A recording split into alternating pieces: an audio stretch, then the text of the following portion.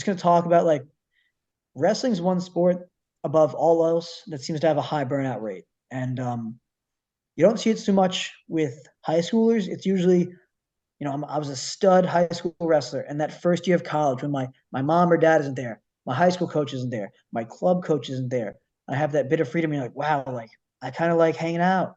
I kind of like partying. I kind of like not having to do the same thing every day. And you see a lot of guys, talented guys, walk away from the sport. And what I saw that this week was Nate Jesuroga, who was one of the top wrestlers in the nation. Had like an 8-7 match with Jax Forrest, who only lost to Matt Ramos, who ended up beating Spencer Lee, who we know is pretty dang good. Yeah. So, and that, again, he was one of the top recruits in the country. He was supposed to be Iowa's new golden goose. And he's like, hey, I got a concussion in the off season. I'm going to rest up, miss some of the intro to the regular season, decided to sit out the whole season. And then he just said, hey, I'm not coming back. I'm done. He turned down his full scholarship to Iowa. He's not even wrestling anymore. And he just says he's happier. And this is a kid that lived for wrestling, eat, breathe, sleep it. Yeah, I guess that break that he got from the concussion kind of gave him a new perspective on things that just made him realize he didn't want to come back. It must have been Yeah. like, I which is mean, wild to think about. What's crazy looking back on, I guess, my wrestling career is you don't realize at the time that it's just such a small portion of your life. oh yeah, And when you dedicate 110% into it, you think it's everything, but it's very easy to go overboard and Yeah. to the point where there's no return. Like you need to be able to give yourself breaks from the sport, breaks from anything. It's not just athletics, anything. You always need a good reset to come back stronger, or else it's going to Yeah, be. rest is key. Resting the mind is just like when you're exercising, you give yourself a break before you continue. Like you don't just nonstop 100% gas and then no breaks because then that's how this will happen. I just I feel like we're seeing it so much more now. So like I've coached youth. I know you guys have worked with youth forever as well. Even with the original Cactus Club that had a ton of great youth wrestlers. And where do some of those guys end up years later? And I know that we've seen a lot of really talented guys who's like, this was the dude. And then he's like, oh yeah, I got to middle school and I was so done with wrestling that I moved on. Um, it's the sport is growing in so many ways, but it's also kind of fighting itself where it's like, hey, there's an off-season tournament every weekend now, and you could travel the country and you could wrestle top kids everywhere. And these kids say, well, I want to be good, I want to be great, I have to do these things. And then you're having kids that are having like, I mean, I know of some youth kids that have had, let me do the math on this quick. I want to say close to 500 matches in a week. I mean, in a year, in a whole, 500 in a year? let's see, seven I times. was lucky to get like 50. So I've known kids that are getting about 400 matches a season, a whole like A 365. season?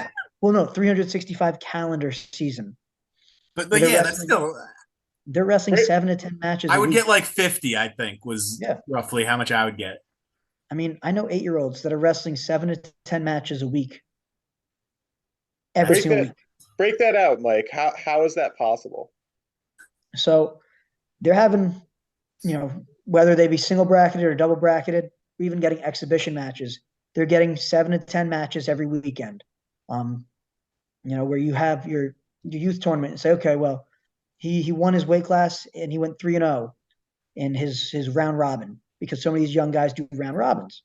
And they go, oh, but we also entered him in a second weight class, an older one, which I love in season. I love, finding new ways to challenge yourself and sometimes humbling yourself, especially if you're, the kid that's like, oh man, I'm beating the heck out of these guys that are my age and my weight. Let me go up to challenge myself and really, push myself.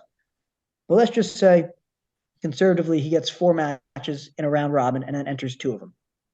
That's 8 right there. He does that for the whole wrestling season. Let's say youth in Connecticut, at least, is around November, December, January, February, March. So about 5 months. So 4 weeks times 5 months times about 8 matches. That's 160 just in the 5 months of the regular season. Now, let's just double that and say that's 160 for 10 months, you're at 320. Right. You have another 2 months in there. Some of these guys are hitting 400 matches and they're not thinking about it. That's wild. And you do this for compare that to the high school. High schoolers, they get like 30 to 40 matches during their regular season. Like that's a fraction of it. And I think that's why we're seeing so many top programs, like again, Penn State pulling their guys back and saying, yeah, like we're not really worried about Aaron Brooks wrestling at this duel or that duel. Let's hold them in because all that matters is the end game and that they're coming in feeling fresh.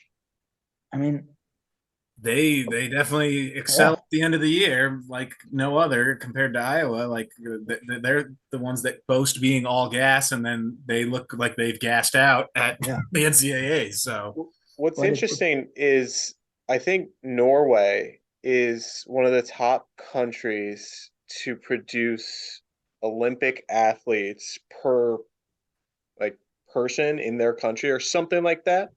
But they apparently have this philosophy that you're not allowed to dedicate yourself only to one sport until high school. Meaning the idea is that you should play as many sports as you can when you're a kid to find out what you actually like. And then once you actually find out what you like, then when you get to high school and you're actually mature into your body, that's the time that you can actually dedicate if you want to solely focus on that.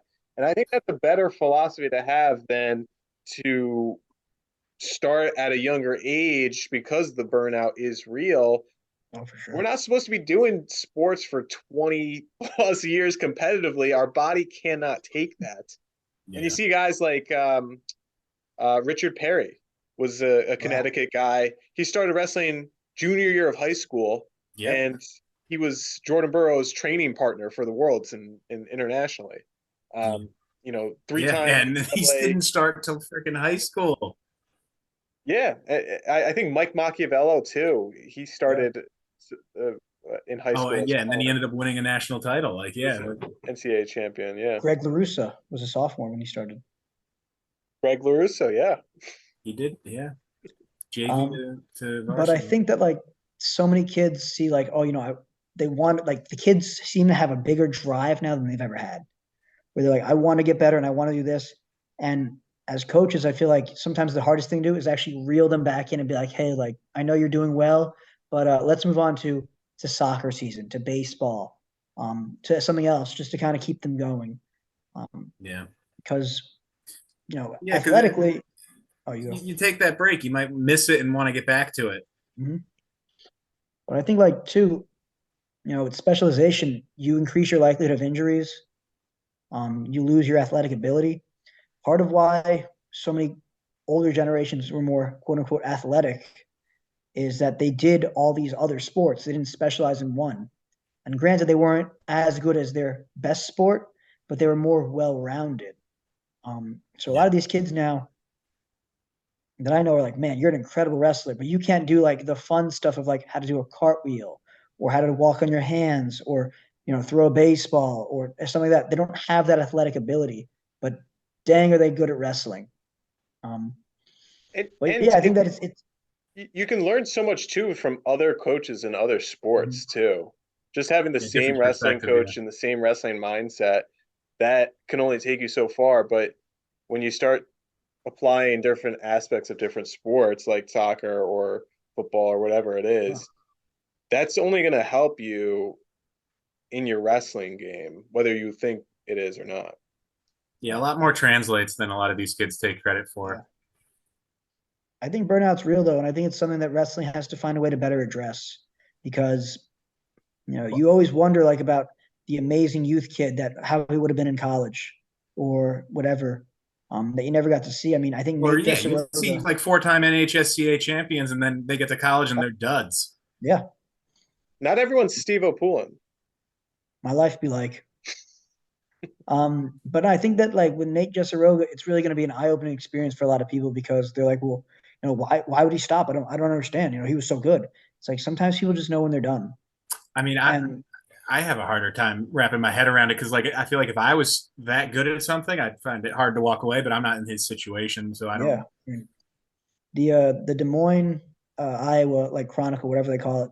They had a great story about it because he's an Iowa boy. I mean, this is his area about what's your next steps in life, and a lot of people are like, oh well, maybe he's just afraid of hard work in college and everything. The dude says his next step, like he's already enlisted in the Navy. His goal is to go as to become a Navy SEAL. Like clearly, he's not afraid of the effort of things. He just tired of wrestling, and this is a guy that was a world medalist. I mean, he's a beast in every sense of the word. I think that just you're going to see a lot of guys that like, well, I started wrestling when I was 3, and I did 300 matches a year up until I was 18, and now I basically simulated wrestling for 40 years, and I'm just tired. And everyone has different goals too. Like for him, maybe being a NCAA champion isn't as important. Maybe he was like, yeah, I did as much as I could in wrestling that I'm okay with. I'm ready to move on. And that's fine too. There shouldn't be any shame brought to anyone who makes those decisions. Yeah. But it's just important to I guess keep an eye out for. Yeah. Yeah, I think it's just like I said, it's just something that I think that coaches have to be cognizant of, and the sport has to kind of keep in the back of its head, like, holding guy. It's tough to be the coach. It's like, hey, don't go to nationals this year, because every kid's like, well, I want to be an All-American. I want to be a national champion.